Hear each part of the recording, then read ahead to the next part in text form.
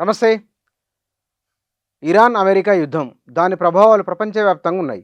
మన దేశ ప్రజలపైన ఏ స్థాయిలో ఉన్నాయో కూడా మనకు అనుభవంలో ఉన్నది. ఈ సందర్భంలో ఆ యుద్ధం కొనసాగుతున్నది. ఈ నేపథ్యంలో మన దేశం ఏం చేయాలి? మన దేశ ఆర్థిక వ్యవస్థ పైన, సామాన్య ప్రజలపైన ఎలాంటి ప్రభావాలు ఉండబోతున్నాయి?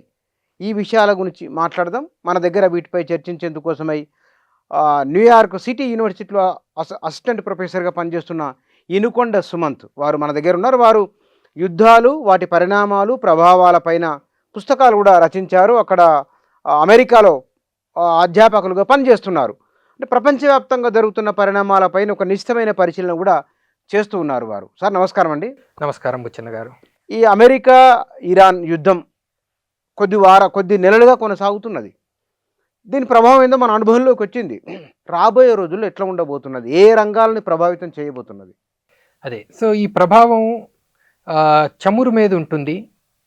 మన దిగుమతులన్నీ చాలా వరకు ఈ స్ట్రెయిట్ ఆఫ్ హోర్మూజ్ నుంచి వస్తాయి. వరల్డ్‌లోనే 25% ఆయిల్ ఈ స్ట్రెయిట్ ఆఫ్ హోర్మూజ్ ద్వారా వస్తుంది. సో అది ముయ్యడం వలన, ఈ యుద్ధం వలన 25% ఆయిల్ వరల్డ్‌లో తక్కువైపోయినట్టే. సో ఆయిల్ ఒక ఇష్యూ. మన country third largest oil consumer వరల్డ్‌లో, అమెరికా, చైనా తర్వాత. సో ఆయిల్ అనేది ఒక ప్రాబ్లం అవుతుంది. రెండోది ఫర్టిలైజర్స్ కూడా ఒక ప్రాబ్లం. చాలా వరకు ఫర్టిలైజర్స్లో వాడే హీలియం, అలాగే వేరే పదార్థాలు కూడా ఈ స్ట్రెయిట్ ఆఫ్ హోర్మూజ్ నుంచే భారతదేశానికి వస్తాయి. సో ఇవి మేజర్ ఫ్యాక్టర్స్. బట్ వీటి ప్రభావం పూర్తి ఎకానమీ మీద కూడా ఉంటుంది. ఎందుకంటే కంట్రీలో అన్ని గూడ్స్ కూడా, లారీలు అన్నీ కూడా డీజిల్ మీద నడుస్తాయి. సో ఈ ప్రభావాలు ప్రపంచవ్యాప్తంగా ఉండబోతున్నాయి. ఫర్టిలైజర్ స్కార్సిటీ వలన కూడా ఒక స్టడీ ప్రకారం 3 బిలియన్ మీల్స్ వరల్డ్‌లో తక్కువ అవుతాయని. సో దానివలన ఫుడ్ షార్టేజెస్ రావచ్చు, ఎకనామిక్ హార్డ్షిప్ వస్తుంది, రిసెషన్, డిప్రెషన్ ఫియర్ కూడా ఉంది. కొందరు ఎకానమిస్టులు వరల్డ్ డిప్రెషన్లోకి పోతుంది అంటున్నారు. అంటే మామూలు రిసెషన్ కాదు, ఇంకా పెద్ద డిప్రెషన్లోకే పోవచ్చు అనే వాదన కూడా వినిపిస్తోంది. ఫుడ్ స్కార్సిటీ అనేది గ్లోబల్ సౌత్, మన భారతదేశం, ఆఫ్రికా, అలాగే లాటిన్ అమెరికా, ఇతర ఆసియాలో మన వియట్నాము, లావోస్ ఇలాంటి కంట్రీస్, పాకిస్తాన్, బంగ్లాదేశ్, వీటన్నిటికీ కూడా దీంతో ప్రాబ్లం వస్తుంది. ఫిబ్రవరిలో యుద్ధం మొదలుపెట్టారు. ఆ సమయంలో మనం చూస్తే చాలా దేశాల్లో 3 డే వీక్, 4 డే వీక్ పెట్టారు. స్కూల్స్కి హాలిడేస్ ఇచ్చారు ఆయిల్ కన్సంప్షన్ తగ్గించడానికి. సరే, ఆ టైంలో మన ప్రభుత్వం మనం రష్యా నుంచి ఆయిల్ కొనడం వలన మనకు అంత స్కార్సిటీ రాలేదు. కొంతవరకు ధరలు పెరిగాయి, బట్ అవి కూడా వరల్డ్లో పెరిగినంత పెరగలేదు. సో ఈ రష్యా నుంచి ఆయిల్ కొనడం వలన కొంతవరకు మనకి బ్యాలెన్స్ అయింది సిచ్యువేషన్. అదర్వైజ్ మనం బంగ్లాదేశ్ చూసినా, వేరే దేశాలు చూసినా, అప్పుడు ఫిబ్రవరి నుంచే వాళ్ళు చాలా కష్టాల్లో ఉన్నారు. ఇప్పుడు ఒకటి చాలా కన్సర్నింగ్ సిచ్యువేషన్ ఏంటంటే, అమెరికాలో కొత్త బిల్లు తెస్తున్నారు రష్యన్ ఆయిల్ కొనే వాళ్ళ మీద 100% టారిఫ్స్ వేయాలని. సో అది మనకి చాలా డేంజరస్. బిల్లు పాస్ అయితే కనుక ఆ బిల్లు పాస్ అవ్వచ్చని అంటున్నారు. 2 పార్టీలకి దాని మీద ఒక అండర్స్టాండింగ్ ఉంది. మరి అల్టిమేట్లీ టారిఫ్ ఏ లెవెల్లో ఉంటుందో చెప్పలేము. 100 ఉండకపోవచ్చు, తగ్గిస్తారు, అది ఇది ఏదో అంటున్నారు. కానీ ఎంత ఉన్నా సరే కానీ ట్యాక్స్ వేయడం అంటే అది అదనపు భారమే కదా. అదనపు భారమే. మన మీద ఎప్పుడు టారిఫ్స్ వేసినా మనం కొంచెం తగ్గించుకుందాం రష్యా నుంచి కొనడం. ఫిబ్రవరి, జనవరిలో ఆయిల్ ధరలు, రష్యా చాలా చౌకగా ఆయిల్ అమ్ముతున్నప్పటికీ కూడా మనం తగ్గించాం వాళ్ళ దగ్గర కొనడం. ఎందుకంటే అమెరికా ప్రెషర్ పెట్టింది, 50% టారిఫ్స్ వేసింది. దానివలన తగ్గించడం జరిగింది. సో ఈ టారిఫ్స్ వలన ఆయిల్ రిఫైనర్స్కి ప్రాబ్లమ్స్ వస్తాయి. అండ్ భారతదేశం కూడా ఓపెన్గా చైనా లాగా అమెరికా తోటి కాన్ఫ్రంటేషన్ పెట్టుకోదలుచుకోలేదు. సో దానివలన వాళ్ళు వేసే ఈ శాంక్షన్స్, టారిఫ్స్, వీటి ఇంపాక్ట్ ఉంటుంది. అదే ఇప్పుడు ఆయిల్ ధర ఎక్కువ ఉన్న 50% ఇండియా ఆయిల్ జూన్లో రష్యా నుంచి కొన్నారు. 2.6 మిలియన్ బ్యారెల్స్ అట పర్ డే. మనం మిగతా దేశాల దగ్గర నుంచి ఎంత తెస్తున్నాము అంటే సగం ఆల్మోస్ట్ రష్యా నుంచి తెచ్చుకున్నాం. సో అది అంత డిపెండెన్స్ ఉంది మనకి ఆయిల్ మీద. మన కంట్రీలో ఆయిల్ మనం ఎక్కువ లేదు. 85% to 90% ఆయిల్ బయట నుంచి తెప్పించుకుంటాం, దిగుమతి చేసుకుంటున్నాం, ఇంపోర్ట్ చేసుకుంటున్నాం. So oil crisis, economic crisis, fertiliser crisis. మూడోది ఏంటంటే ఈ ఏడాది మాన్సూన్స్ లేవు. ఎల్నినో ఎఫెక్ట్ ఉంది. ఎల్నినో, సూపర్ ఎల్నినో అట, మామూలు ఎల్నినో కూడా కాదు. సో దీని వలన కూడా మనకి అగ్రికల్చర్ మీరు చూస్తూనే ఉన్నారు, తెలంగాణలో కూడా వానలు లేవు. అందరూ కంది పండించమని చెప్తున్నారు. బట్ మేము నిన్న కంది వేస్తే మా ఫాదర్ వాన పడట్లేదని ఆయన.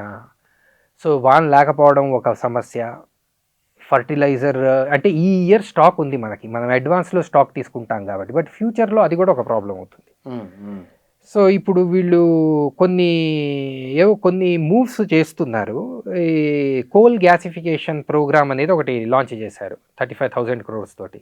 దాంట్లోంచి కొంచెం గ్యాస్, కొంచెం ఈ ఫర్టిలైజర్స్, వీటిని ఇండియాలోనే ఎక్కువ ప్రొడ్యూస్ చేసే ప్రయత్నం. ఇంకోటి ఇథెనాల్ ఒకటి కలుపుతున్నారు పెట్రోల్లో. సో ఇలాంటివేవో కొన్ని మూవ్స్ చేస్తున్నారు. కానీ ఇక్కడ మనం ఒకప్పుడు రష్యా, చైనా భిన్న ధృవ ప్రపంచం ఉన్నది. ఇవాళ ఏకధ్రువ ప్రపంచం, మళ్ళీ చైనా, అమెరికా 2 ధృవాల ప్రపంచం వైపు వెళ్తున్నాయని అనిపిస్తున్నదా? అవును, అలాంటి సంకేతాలు ఉన్నాయి. ఒకప్పుడు Soviet union, Russia and America ఉండేవి, కోల్డ్ వార్. ఇప్పుడు ఈ పరిస్థితికి ఆ పరిస్థితికి కొన్ని తేడాలు ఉన్నాయి. ఒకటి, సోవియట్ యూనియన్ కన్నా China economy strong, very strong, చాలా స్ట్రాంగ్ కాంపిటీషన్ ఇస్తుంది అమెరికాకి. టెక్నాలజీ పరంగా అయినా, ఎకానమీ పరంగా అయినా, మిలిటరీ పరంగా అయినా సరే. బట్ మిలిటరీ పవర్ ప్రొజెక్షన్ లేదు, బయటికి తెలియదు, ఎంత శక్తి ఉందో తెలియదు, ఎవరికి తెలియదు. ఆ తేడా ఉంది. సోవియట్ యూనియన్ ఉన్నప్పుడు బోల్డ్ అన్ని దేశాలు కమ్యూనిస్ట్ దేశాలు ఉండేవి, వాటన్నిటి మీద సోవియట్ ప్రభావం ఉండేది. అండ్ ఇప్పుడు యెమెన్లో ఇప్పుడు యుద్ధం నడుస్తుంది. అప్పట్లో Yemen, north Yemen, south Yemen ఉండేవి, అమెరికాకు ఒకటి, రష్యాకు ఒకటి. సో రష్యన్ పవర్ ప్రొజెక్షన్ అనేది, Soviet power projection all over world ఉండేది. ఆఫ్రికాలో కూడా అమెరికా వియట్నాంలో యుద్ధం అయింది. ఎవ్రీవేర్ యుద్ధాల్లో ఒక సైడ్ ఆఫ్ఘనిస్తాన్లో అయింది, ఒక సైడ్ రష్యా ఉండేది, ఒక సైడ్ అమెరికా ఉండేది. సో వరల్డ్ ఓవర్ యుద్ధాలు ఉండేవి, మిలిటరీ పవర్ ప్రొజెక్షన్ ఉండేది. చైనా యుద్ధాలు చేయదు.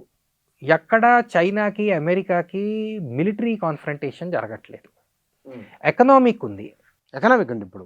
సో ఇది ఇప్పుడు కూడా చైనా ఒక ధ్రువం లాగా ఎమర్జ్ అవుతోంది. కానీ మనం మన ఇరాన్ యుద్ధం చూసినప్పటికీ కూడా ఓపెన్గా రావట్లేదు, చైనా బయటికి రావట్లేదు, ఓపెన్గా అమెరికాకి అగెయిన్స్ట్గా బయటికి రావట్లేదు, అప్పట్లో సోవియట్ యూనియన్ వచ్చినట్టుగా. సో ఆ తేడా ఒకటి ఉంది. ఎకనామిక్గా చూస్తే చైనా మీద పూర్తి వరల్డ్ మ్యానుఫ్యాక్చరింగ్ అంతా చైనా మీద డిపెండెంట్. మన ఇండియా అయినా, అమెరికా అయినా, యూరప్ అయినా, మ్యానుఫ్యాక్చరింగ్ అనేది, చైనా అనేది మ్యానుఫ్యాక్చరింగ్ సెంటర్ అయింది. సో వరల్డ్ మొత్తానికి చైనా మీద డిపెండెన్స్ ఉంది. అది ఒక రోజులో అది మార్చుకోలేరు, అది మార్చడం చాలా కష్టం కూడా అవుతుంది. సో ఇది అయితే ఫండమెంటలీ మనం ఏం చూస్తున్నామంటే, సోవియట్ యూనియన్, మీరు అన్నట్టుగా సోవియట్ యూనియన్ కొలాప్స్ అయ్యాక ఏకధ్రువ ప్రపంచం అనేది అయింది. యూనిపోలారిటీ అంటాను దాన్ని. యూనిపోలారిటీ క్రైసిస్లో ఉంది అమెరికాకి. అమెరికా ఎక్కడైనా యుద్ధాలు చేసింది, ఎన్నో యుద్ధాలు చేసింది. బోస్నియాలో ఫస్ట్ యుద్ధం చేసింది, దానికి యుఎన్ శాంక్షన్ కూడా తీసుకోలేదు. ఇప్పుడు ఇరాన్ మీద చేస్తే దీనికి యుఎన్ శాంక్షన్ లేదు, అమెరికన్ కాంగ్రెస్ నుంచి కూడా అప్రూవల్ లేదు, అయినా యుద్ధం జరుగుతుంది, అంటే అయినా యుద్ధం చేస్తున్నారు. సో ఇవన్నీ కూడా కొన్ని యూనిపోలార్ లక్షణాలు. ఎన్నో యుద్ధాలు అమెరికా చేసింది, మిడిల్ ఈస్ట్ మొత్తంలో యుద్ధాలు చేసింది, వార్ ఆన్ టెర్రర్ కింద. ఆఫ్ఘనిస్తాన్ మీద కూడా జరిగింది. సో ఇదంతా కూడా ఏకధ్రువ ప్రపంచం యొక్క లక్షణాలు. అమెరికా అనేది సూపర్ పవర్గా, హెజిమోనిక్ సూపర్ పవర్గా దాని ఇంట్రెస్ట్ని కాపాడుకోవడానికి ఆ యుద్ధాలు చేసింది. ఇప్పుడు చైనా వలన దానికి ఒక థ్రెట్ వస్తోంది అని గమనించి చాలామంది ఏం చెప్తున్నారంటే చైనాని కంటైన్ చేయడం కోసం ఈ యుద్ధాలు చేస్తోందని. చైనాకి వెనెజువేలా నుంచి, రష్యా నుంచి, ఇరాన్ నుంచి చైనా ఆయిల్ కొనేది. సో వెనెజువేలాలో వాళ్ళ ప్రెసిడెంట్ని కిడ్నాప్ చేసి తర్వాత ప్రెషర్ పెట్టి వెనెజువేలన్ ఆయిల్ చైనాకి పోకుండా చేశారు. అదే ప్రయత్నం అదే మాదిరిగా అంత సులువుగా ఇరాన్ మీద కూడా చెయ్యొచ్చు అనుకొని ఉంటాడు ట్రంప్. బట్ అది అట్లా అవ్వలేదు. దానికి భిన్నంగా జరిగింది. ఇప్పుడు వెనక్కి పీక్కోలేక ముందుకి పోలేక చాలా కన్ఫ్యూజన్లో ఉన్నారు.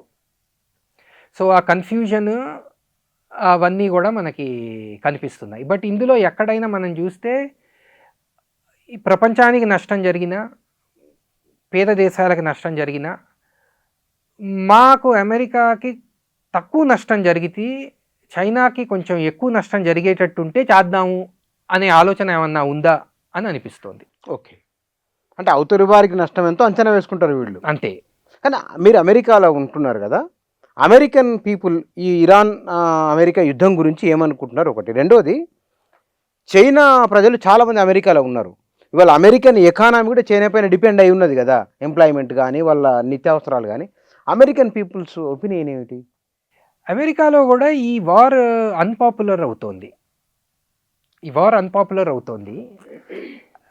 రెండు పార్టీస్లోనూ అన్పాపులారిటీ ఉంది. ఎందుకంటే మనం గుర్తుపెట్టుకుంటే మనం ఎలక్షన్స్ మనం చూస్తే అమెరికా ఎలక్షన్స్, ట్రంప్ నేను యుద్ధం చెయ్యను అని చెప్పాడు. వాళ్ళు బైడెన్ ఆఫ్ఘనిస్తాన్ అది చేశాడు, ఇది చేశాడు, అక్కడిక్కడ యుద్ధాలు చేస్తున్నారు, బైడెన్ వలన రష్యా యుక్రెయిన్కి యుద్ధం అయింది, నేను వస్తే అన్ని యుద్ధాలు ఆపుతాను అని చెప్పడం జరిగింది.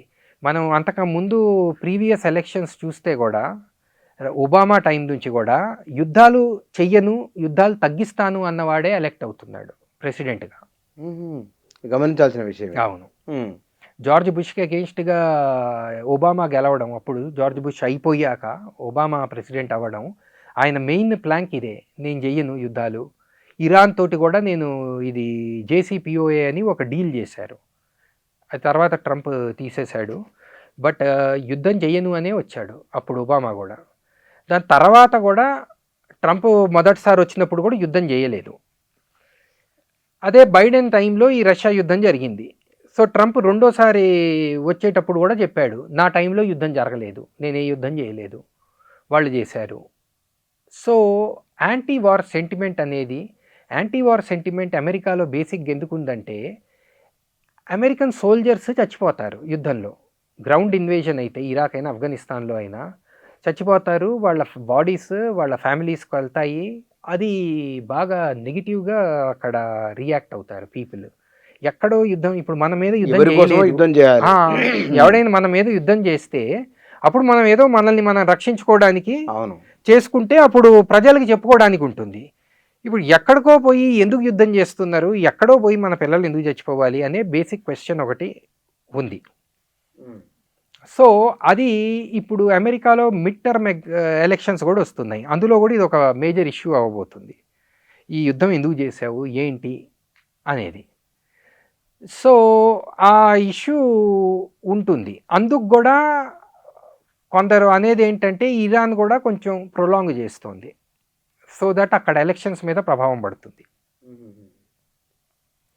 సో ఇలాంటి ఆలోచనలు ఉన్నాయి. కానీ అక్కడ అమెరికాలో ఇటీవల ఒక సర్వే జరిగినప్పుడు అబోవ్ 50% ట్రంప్కు వ్యతిరేకంగా ఉన్నారు పబ్లిక్ అనేది ఒకటి బయటకు వచ్చింది. అమెరికా అలాంటి సర్వేలు చాలా ఉన్నాయి. ఇప్పటికి కూడా ఒకటి ఏమంటున్నారంటే, ట్రంప్కి తన పార్టీలో చాలా వరకు సపోర్ట్ ఉన్నట్టుగా తెలుస్తోంది. ఇది రిపబ్లికన్స్లో Trump make America great again అని ఒక క్యాంపెయిన్ చేశాడు, ఒక మూవ్మెంట్ చేశాడు, నినాదం ఇచ్చింది ఒకటి. అవును, అది ఒక పర్సనాలిటీ కల్ట్ లాగా డెవలప్ అయింది. సో దానికి పోయిన ఎలక్షన్లో ఇండిపెండెంట్స్ అని ఉంటారు, అటు ఈ రెండు పార్టీలు కాని వాళ్ళు. ఇండిపెండెంట్స్ ట్రంప్కి సపోర్ట్కి వచ్చారు, దానివల్ల గెలిచాడు. ఇండిపెండెంట్ సపోర్ట్ పోయింది, అపోజిషన్ సపోర్ట్ పోయింది, వాళ్ళ ఓన్ మాగా బేస్లోనే కొంచెం స్ప్లిట్ అనేది ఉంది. చాలామంది ఆ మాగా బేస్ వాళ్ళు, make America great again base వాళ్ళు ఈ యుద్ధాలకు అగెయిన్స్ట్.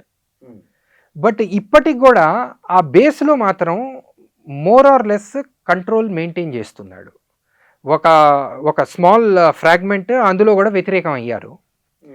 బట్ ఓవరాల్ పబ్లిక్లో మీరు అన్నట్టుగా అన్పాపులారిటీ బాగుంది, అండ్ దాని ప్రభావం వచ్చే ఎలక్షన్స్లో ఉండబోతోంది అని అంచనాలు వస్తున్నాయి. అంటే మేక్ అమెరికా గ్రేట్ అగైన్ అనే నినాదం అమెరికన్స్ను ప్రభావితం చేసిన అది రియాలిటీలో కనబడుతున్నదా? అక్కడ రియాలిటీలో కనపడడం కష్టం. అది చాలా వరకు మీడియా మేనేజ్మెంట్ అనేది ఉంటుంది అందులో. అంటే ఆయన ఎప్పుడు ఏం చెప్తాడు, అన్ని దేశాలు వచ్చి మన దేశాలకి టారిఫ్లు ఇస్తున్నాయి, మన దేశంలో ఇన్వెస్ట్ చేస్తున్నాయి, ఆ ఇన్వెస్ట్మెంట్స్ ఎఫెక్ట్ 5 yearsకి 10 yearsకి కనిపిస్తుంది. బట్ ఈయన చెప్తున్నాడు కదా అవి వస్తున్నాయి ఇవి వస్తున్నాయి అని. సో ఆయన ప్రయత్నం ఆయన చేస్తున్నాడు ఆ హైప్ మెయింటైన్ చేయడానికి. బట్ అమెరికాలో కాస్ట్ ఆఫ్ లివింగ్ పెరుగుతోంది ఈ యుద్ధం వలన. పెట్రోల్ ధర అమెరికాలో కూడా పెరుగుతోంది. మనకి ఇండియా కన్నా కూడా అమెరికాలో పెరిగింది. ఎందుకంటే అమెరికా టోటల్లీ డీరెగ్యులేటెడ్ మార్కెట్. వరల్డ్ మార్కెట్లో పెట్రోల్ ధర ఎంత పెరుగుతుందో అమెరికాలో అంత పెరుగుతుంది. America number 1 producer of oil. వాళ్ళు లోపల ప్రొడ్యూస్ చేసినప్పటికీ ఓవరాల్ వరల్డ్లో ప్రొడక్షన్ తక్కువ అయితే ధరలు వరల్డ్ ఓవర్ పెరుగుతాయి, అమెరికాలో కూడా పెరుగుతాయి. దాని ఇంపాక్ట్ ఉంటుంది. అమెరికా అమ్ముతోందిగా వేరే దేశాలకు కూడా. సో దాని ప్రభావం అమెరికా మీద ఉంటుంది. సో ధరలు పెరుగుతున్నాయి. ఆ ధరలు పెరగడం వలన ప్రైస్ ఓవరాల్ ఇన్ఫ్లేషన్ పెరుగుతోంది. దాని మీద డిస్సాటిస్ఫాక్షన్ అనేది చాలా ప్రాంతాల్లో ఉంది. అందుకు కూడా యుద్ధం ఆపాడు. మధ్యలో సీజ్ ఫైర్ వచ్చినప్పుడు ఇవన్నీ చూసి దీన్ని నడపలేమని చాలా వరకు ఇరాన్కు అనుకూలంగా MOU సైన్ చేసి యుద్ధం ఆపడం జరిగింది. మళ్ళీ యుద్ధం చేస్తున్నాడు. ఏమిటి కారణం ఏమిటి? అదే అంటే ఇది రేషనల్గా అనిపించట్లేదు. ఎందుకంటే వాళ్ళకి అప్పుడు యుద్ధం ఆపినప్పుడు ఏం చెప్పాడంటే 2 వారాల్లో స్ట్రాటజిక్ ఆయిల్ రిజర్వ్స్ తగ్గిపోతున్నాయి, అందుకు యుద్ధం ఆపాల్సి వచ్చిందని చెప్పాడు. మరి ఇప్పుడు ఎందుకు చేస్తున్నాడు? సో ఇప్పుడు ఏం జరుగుతోందంటే వాళ్ళు ఇప్పటి వరకు కూడా ఇది ఫుల్ వార్ అనట్లేదు. అప్పుడు ఇది సీజ్ ఫైర్ వయలేషన్, కొంచెం పవర్ఫుల్గా సీజ్ ఫైర్ని వయలేట్ చేయడం జరుగుతుంది. సో ఇందులో ఏం కనిపిస్తుందంటే ఆ MOUలో వాళ్ళ 5th పాయింట్ ఆ స్ట్రెయిట్ ఆఫ్ హోర్మూజ్ 60 days వరకు ఇరాన్ కంట్రోల్లో ఉంటుంది అని ఒప్పుకున్నారు. 60 days అన్ని షిప్స్ ఇరాన్కి చెప్పి అందులోంచి ఆయిల్ తీసుకొని రావచ్చు. ఇరాన్ ఏమీ డబ్బులు ఏం ఛార్జ్ చేయదు. 60 days తర్వాత ఇరాన్ ఏమో అందులో మేము కొంచెం ఫీజు ఛార్జ్ చేస్తాం ప్రతి షిప్ దగ్గర అనే ఆలోచనలో వాళ్ళు ఉన్నారు. సో వీళ్ళు అప్పుడు ఒప్పుకున్నారు. బట్ దాని తర్వాత వీళ్ళు ఏమనుకున్నారంటే ఈ స్ట్రెయిట్ ఆఫ్ హోర్మూజ్ కంట్రోల్ ఇరాన్కి ఇస్తే అది మనకి ఒక ఓటమిలాగా అవుతుంది. సో ఏదో ఒక విధంగా ఆ స్ట్రెయిట్ ఆఫ్ హోర్మూజ్లో పైన ఇరాన్ పక్క నుంచి ఒక లైన్ క్లియర్ చేశారు. స్ట్రెయిట్ ఆఫ్ హోర్మూజ్ మధ్యలో ఇరాన్ సీ మైన్స్ పెట్టింది. సో ఫ్రీగా ట్రాఫిక్ వెళ్ళడానికి లేదు. వెళ్ళాలంటే పైన ఇరాన్ పక్క నుంచి వెళ్ళాలి, కింద ఒమాన్ పక్క నుంచి వెళ్ళాలి. పై ఇరాన్ పక్క నుంచి వెళ్ళడానికి ఇరాన్ అప్రూవల్ ఇస్తోంది. సో వీళ్ళేం ప్రయత్నం చేశారంటే ఈ ఒమాన్ పక్క నుంచి కూడా వెళ్ళేటట్టుగా కొన్ని షిప్స్ని ఇటు కూడా తేవాలని చూసింది అమెరికా. ఇటు కూడా తీసుకొస్తే అప్పుడు 60 days అయిపోయాక ఇరాన్ ఏమన్నా నేను ఫీజు అది ఇది వేస్తానంటే ఎట్లా వేస్తావు, మేము ఇక్కడ ఒమాన్ నుంచి తీసుకెళ్తాం అప్పుడు అనొచ్చు అనే ప్రయత్నం ఒకటి చేశారు. అయితే దాన్ని ఇరాన్ గట్టిగా వ్యతిరేకించింది, కొన్ని షిప్స్ని అటాక్ చేసింది. అలాంటి అటాక్లో మన ఒక షిప్లో పాపం ఒక ఇండియన్ కూడా ఈ షిప్స్ మీద జరిగిన అటాక్స్ వలన ఇండియన్స్ కూడా ఎఫెక్ట్ అయ్యారు. అమెరికా దాడి చేసింది, ఇటు ఇరాన్ దాడి చేసింది. సో అలాంటి ఆ పరిస్థితుల్లో ఫోర్స్ ఓపెన్ చేయాలి అని చూస్తున్నట్టుగా తెలుస్తోంది. ఏదో ఒక విధంగా ఇరాన్ స్థావరాలు ఏవైతే ఉన్నాయో, ఎక్కడి నుంచి అయితే డ్రోన్స్ని వాటిని పంపుతున్నారో వాటన్నిటిని అటాక్ చేసి ఇరాన్ కంట్రోల్లో స్ట్రెయిట్ ఆఫ్ హోర్మూజ్ లేకుండా చేద్దామనే ప్రయత్నం అమెరికా చేస్తున్నట్టుగా కనిపిస్తోంది. కానీ చాలామంది విశేషజ్ఞులు ఇది చాలా కష్టం అని చెప్తున్నారు. ఇరాన్ ఏదో ఒక చిన్న డ్రోన్ని ఎప్పుడైనా స్ట్రెయిట్ ఆఫ్ హోర్మూజ్ మీద పంపచ్చు, షిప్పింగ్ని డిస్రప్ట్ చేయగలదు. కానీ అదే కనుక జరిగితే నిజంగానే అంటే ఆ, ఒక 20-25 సంవత్సరాల పాటు నిరంతర యుద్ధం, ఇరాన్ ఇరాక్ యుద్ధం అప్పట్లో గల్ఫ్ వార్ జరిగింది. అన్ని యుద్ధాలు ఎదుర్కొన్న ఇరాన్ను ఓడించడం అమెరికాకు సాధ్యమయ్యే పనేనా? అది చాలా కష్టంగానే కనిపిస్తోంది, కానీ ఆ ప్రయత్నం చేస్తున్నట్టుగా కూడా కనిపిస్తోంది అమెరికా.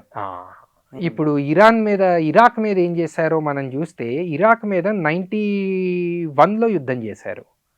దాని తర్వాత దాదాపు 12 ఏళ్ళు ఇరాక్ మీద శాంక్షన్స్ పెట్టారు, చాలా శాంక్షన్స్ పెట్టారు. వెపన్స్ ఇన్స్పెక్షన్స్ అని, న్యూక్లియర్ కెమికల్ వెపన్స్ ఇన్స్పెక్షన్స్ అని, అవి చేసి ఇవి చేసి బాగా డీగ్రేడ్ చేశారు దాని పవర్ స్ట్రక్చర్స్ని. డీగ్రేడ్ చేశాక అల్టిమేట్లీ యుద్ధం చేసి ఆక్యుపై చేసుకున్నారు. 2003లో సద్దాం హుసేన్ని పట్టుకున్నారు, ఆక్యుపై చేశారు. సద్దాం హుసేన్ని మళ్ళీ చంపడానికి కూడా జరిగింది.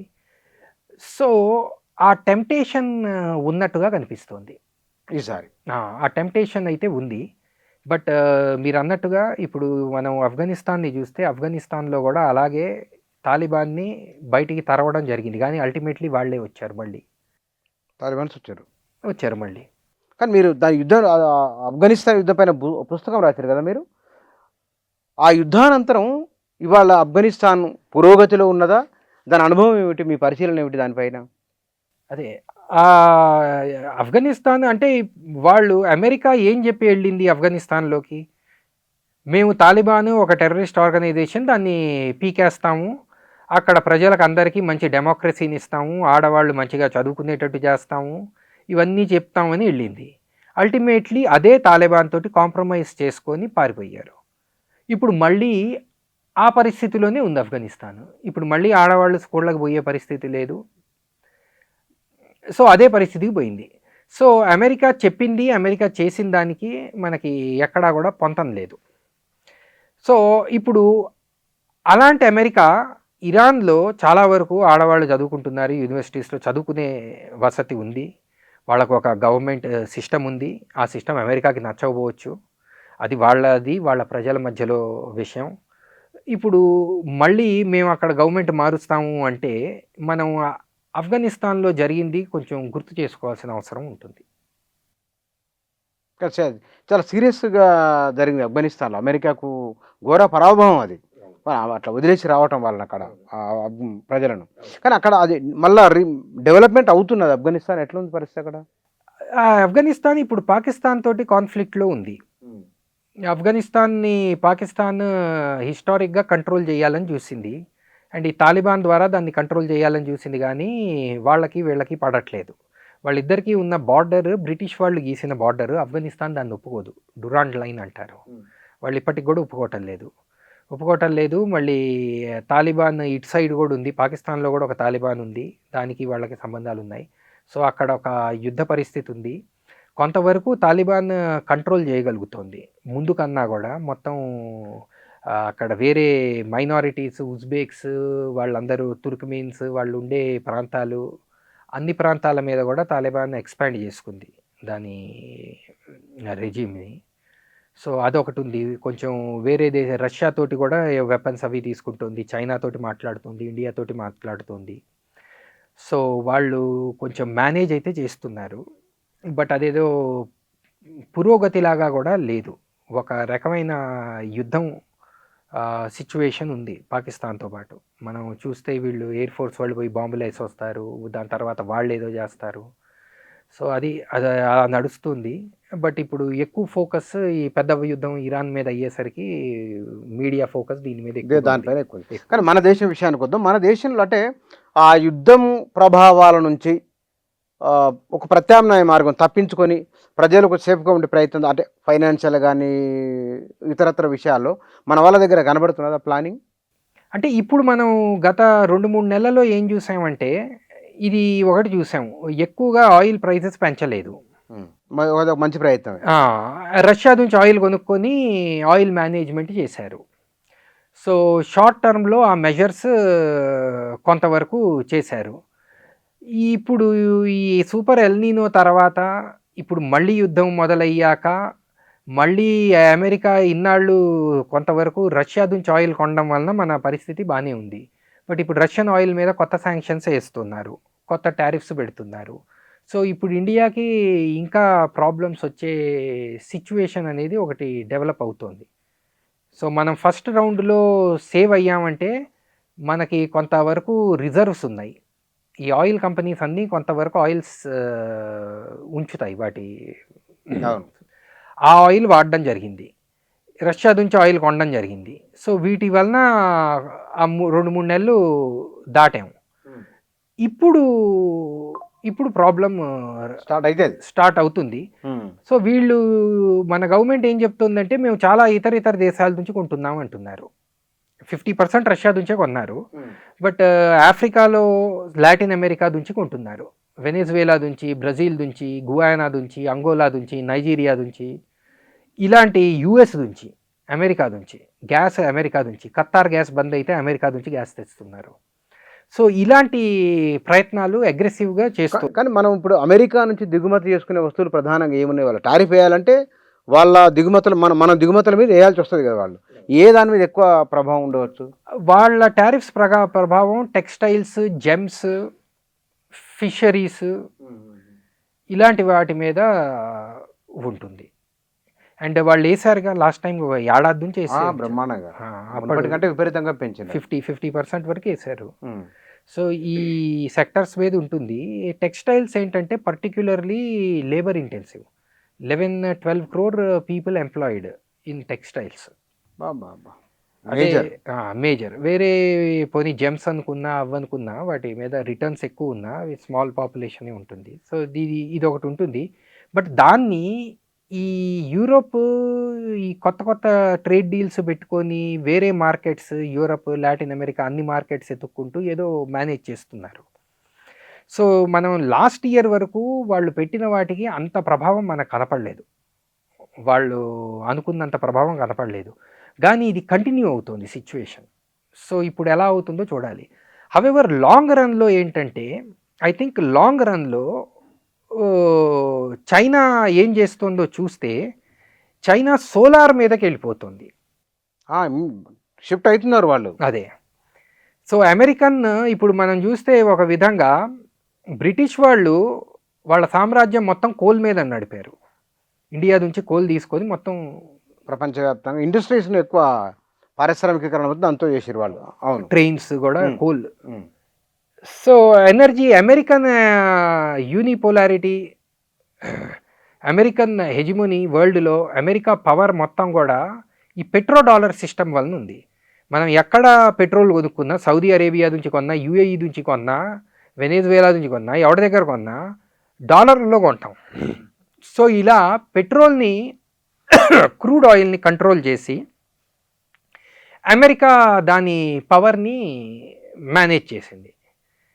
ఇప్పుడు దాని ప్రత్యామ్నాయంగా మనం చూసేది చైనా సోలార్ని తీసుకొచ్చింది.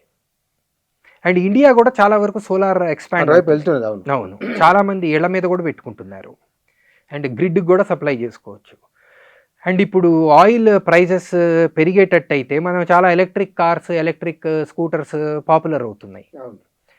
అండ్ ఇంట్లో సోలార్ గీలార్ పెట్టుకుంటే ఛార్జ్ కూడా దాని మీద చేసుకోవచ్చు. సో ఇది ఎనర్జీ అనేది చేంజ్ నెమ్మదిగా అవ్వబోతోంది. సో లాంగ్ రన్లో సోలార్ ఇలాంటి రిన్యూవబుల్ ఎనర్జీకి షిఫ్ట్ అవ్వడం బెటర్. ఒకటే ఆయిల్ మీద డిపెండ్ అయ్యి, కానీ ఆయిల్ వలన మళ్ళీ ఎన్విరాన్మెంటల్ ప్రాబ్లమ్స్ కూడా ఉంటాయి, హెల్త్ ప్రాబ్లమ్స్ ఉంటాయి కాబట్టి. సో ఇది ఒక ట్రెండ్ కనిపిస్తోంది. హవెవర్ ఇది ఇప్పుడు ఇంత షార్ట్ రన్లో అన్ని మార్పులు ఎంతవరకు చేయగలం అనేది చూడాలి. కానీ ఇక్కడ మన దగ్గర అంటే చైనాలో జరిగినంత వేగంగా ప్రత్యామ్నాయ ఆలోచన మన దగ్గర అంత జరుగుతున్న అంత వేగంగా ఉందా? లేదు, చైనా అంత వేగంగా లేదు. నంబర్స్ ఉన్నాయి, వాళ్ళు ఇయర్కి ఎంత యాడ్ చేస్తున్నారు అనేది చాలా స్పెక్టాక్యులర్ లెవెల్స్లో యాడ్ చేస్తున్నారు సోలార్ కెపాసిటీ. బట్ సెకండ్ పొజిషన్లో ఇండియా ఉంది. గ్యాప్ బాగా ఉన్నప్పటికీ సోలార్ మీద ఇండియా ఫోకస్ పెట్టడం అనేది జరిగింది. దాన్ని ఇంకా స్పీడప్ చేయాల్సిన అవసరం ఉంటుంది. సో సో అది మనకు కనిపిస్తుంది. కానీ ఇక్కడ అమెరికాలో ట్రంప్ తీసుకున్న నిర్ణయాలకు అక్కడ ప్రజలు ఆయన క్యాపిటల్ హిల్ భవనం పైన దాడి చేయడం, ఆయన ఓడిపోయినప్పుడు ఆ ప్రజలు అంటే ఒక సెక్షన్ ప్రజలు ఆయనకు మద్దతుగా ఉన్నారు ఇప్పటికి ఇంకా. మళ్ళీ అడగండి. క్యాపిటల్ హిల్స్ భవనం పైన దాడి జరిగింది అవును. ట్రంప్ ఓడిపోయినప్పుడు. అంటే ఒక సెక్షన్ ప్రజలు ఆయనకు మద్దతుగా ఉండడం, రెండోది అతన్ని ప్రశ్నించే వారి పట్ల అక్కడి ప్రభుత్వ వైఖరి ఎట్లా ఉన్నది? అవును, అక్కడ ప్రభుత్వ వైఖరి చాలా అథారిటేరియన్గా ఉంది. అండ్ సో ఆయన ఒక వైట్ నేషనలిస్ట్, క్రిస్టియన్ నేషనలిస్ట్ లీడర్గా చూడడం అనేది జరుగుతుంది. So strong right wing groups అనేవి సపోర్ట్ చేస్తున్నాయి. బట్ బ్రాడర్ సొసైటీలో అంత సపోర్ట్ లేదు. కానీ అమెరికా వివిధ జాతుల సమ్మేళనం కదా. అంటే ఇప్పుడు అమెరికా ఎలక్షన్ విధానం మనం చూస్తే, ఇప్పుడు అంటే ఒకటి 60% వరకు కూడా వైట్ క్రిస్టియన్స్ ఉంటారు. సో ఒక మెజారిటీ అనేది వాళ్ళకి ఉంది నంబర్స్ ద్వారా. హిస్పానిక్స్ ఉన్నారు, ఒక 20% స్పానిష్ బ్యాక్గ్రౌండ్ వాళ్ళు, ఒక 13-14% వరకు బ్లాక్స్ ఉన్నారు, 3-4% ఏషియన్స్ ఉంటారు, అందులో ఇండియన్స్ ఒక 1% వరకు ఉంటారు. బట్ అమెరికన్ ఎలక్షన్స్ మనం చూస్తే, వాటి కాన్స్టిట్యువెన్సీ వైజ్ చూస్తే, ఈ రూరల్ కాన్స్టిట్యువెన్సీస్ ఏవైతే ఉంటాయో, ఎక్కడైతే లార్జ్లీ వైట్ క్రిస్టియన్ ఫార్మర్స్, ఆ కేటగిరీ పీపుల్ ఉన్న ప్రాంతాలు, అవి ఎక్కువగా రిఫ్లెక్ట్ అవుతాయి. అండ్ మీకు చాలా వివిధ జాతుల సమ్మేళనం మనకు కనిపించేది న్యూయార్క్, కాలిఫోర్నియా లాంటి ప్రాంతాల్లో ఇవి ఎక్కువ కనిపిస్తాయి. బట్ వీటికి సీట్స్ తక్కువ ఉంటాయి, ఎందుకంటే ఈ సీట్స్ నిర్ధారణ ఎప్పుడో జరిగింది అండ్ అందరికీ సమానంగా ఇవ్వడం జరిగింది. సో ఒక రకమైన డిస్ప్రపోర్షన్ ఉంది, దాన్ని ఎలక్టోరల్ కాలేజ్ అంటారు. ఆ సిస్టమ్ని ఇప్పుడు హిల్లరీ క్లింటన్ ఓడిపోయినప్పుడు ఆమె ఎలక్టోరల్ కాలేజ్ సిస్టమ్ తీసేయాలి, ఎందుకంటే పాపులర్ ఓట్ ఆమె గెలిచింది, ఎక్కువ ఓట్స్ ఆమెకు వచ్చాయి. బట్ ఎక్కువ ఎలక్టోరల్ కాలేజ్ సీట్లు ఎక్కువ ఈయనకు వచ్చాయి, ఓట్లు తక్కువ వచ్చినప్పటికీ. సో ఎక్కువ ప్రజది నాకుంది కాబట్టి, సో అవన్నీ కష్టం జరగడం, ఎందుకంటే అవంతా కాన్స్టిట్యూషనల్ అమెండ్మెంట్ ద్వారా. బట్ సో ఆ సిస్టమ్, అట్లా సిస్టమ్ ఉంది, ముందుగా ట్రంప్కి అనుకూలిస్తుంది, అది అనుకూలిస్తుంది. కానీ ఇక్కడ మనం యుద్ధ ప్రభావాల నుంచి, బహుశా యుద్ధం ఎంతకాలం కొనసాగుతూ స్పష్టత లేదు. ట్రంప్ ఈ నిమిషం ఈ మాట మాట్లాడే, రేపటికల్లా మాట మార్చేస్తున్నాడు ఆయన, అది అందరికీ కనిపిస్తుంది. అది అసలు చాలా విచిత్రం అనిపిస్తుంది, ప్రవర్తన చాలా విచిత్రంగా ఉన్నది. అవును, అది ఎంతవరకైనా అమెరికా ప్రజలు కూడా గ్రహిస్తారు, వరల్డ్ ప్రజలు గ్రహిస్తున్నారు, అమెరికా ప్రజలు కూడా గ్రహిస్తున్నారు, ఊళ్ళల్లో ఉండే వాళ్ళు కూడా గ్రహిస్తారు. తెలిసిపోతుంది వాళ్ళకి, యుద్ధం ఆపాలంటాడు, మళ్ళీ యుద్ధం అంటాడని. అవును, అండ్ వాళ్ళకి కూడా కనిపిస్తుంది కదా, ఆయిల్ ప్రైస్ వాళ్ళకి కూడా పెరుగుతుంది, ఇంపాక్ట్ పడుతున్నది.